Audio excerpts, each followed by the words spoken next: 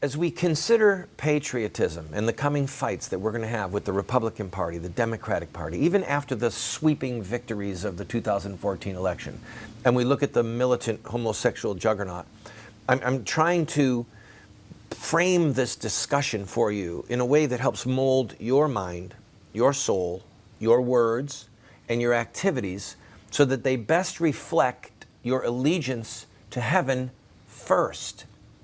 I was reading last night in one of the historical books of the scriptures. I think it was First Chronicles, if my memory is correct.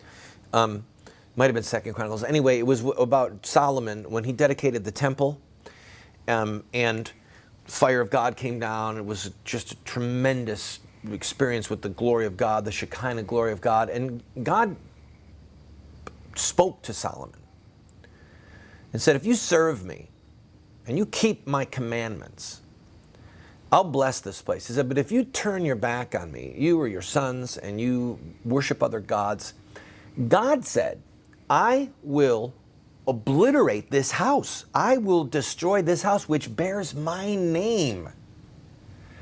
And I will make this a lesson to everyone to watch. It'll be a byword. Like, whoa, this is what happens when people turn their back on God. So fast forward to the life of Jeremiah the prophet, when God's warning to Solomon is about to take place, and the Babylonians are coming, and they're going to destroy Jerusalem, raze it, and they're going to destroy the temple. All right? God himself warned Solomon. And now Jeremiah is about to see it fulfilled, and the Jews living in Jerusalem at that time are going to see it fulfilled because they turned their back on God. So they were saying, no, we have to stand up for Israel. We have to stand up for Israel. Jeremiah said, you might as well just surrender to the Babylonians, because if you'll surrender, you'll live. If you fight, you're going to die. The city is going to fall to the Babylonians. There were people who arrested Jeremiah and said that he was a traitor, basically, because he was demoralizing people. But he wasn't saying my country right or wrong. He was saying God's law. The Lord is king of the world. God is sending the Babylonians to destroy this house, to destroy Solomon's temple, just like he said he would. And the reason this is so critical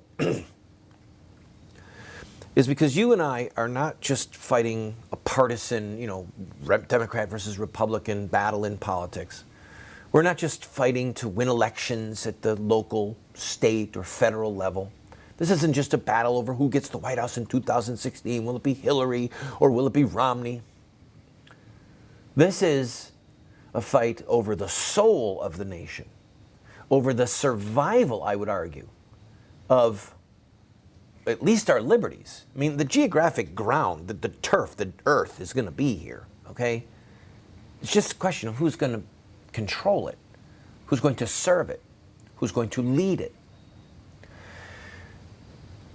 As we enter these fights, we need to self-consciously hold to the ethics of heaven and publicly say it. The founders of this republic, look at the Declaration of Independence. They referred to God 4 times.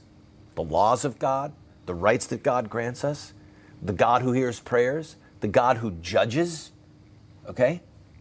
They prayed that God would judge between the Brits and the Americans. So they weren't embarrassed to bring God into the equation. They weren't embarrassed to talk about the laws of God, and neither should we be.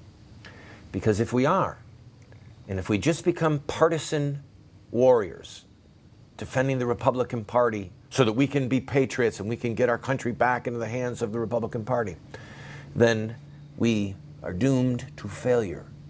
Because God is the ruler of the nations, and he's looking for people who will speak in his name and speak to the nations so that this nation in particular will again bow its knee to him, embrace his laws, love what he loves, hate what he hates, and will fight for justice and freedom as defined not by Obama, not by John Boehner, not by Mitch McConnell, certainly not by the Supreme Court of the United States, but by God's laws.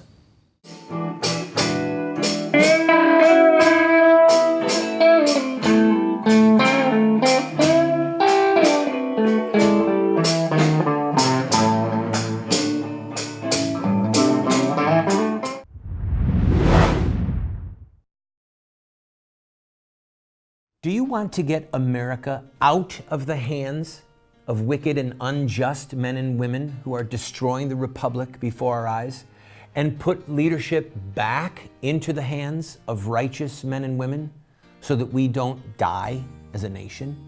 Well, you're talking about social revolution, and there are rules in social revolution.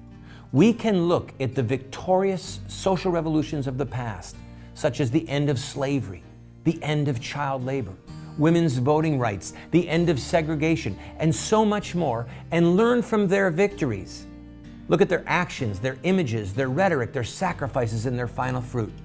We will send you this series that originally cost $129, 7 books for students, 1 teacher's guide, if you'll give a gift of any size and just pay for shipping and handling. Take advantage of it today.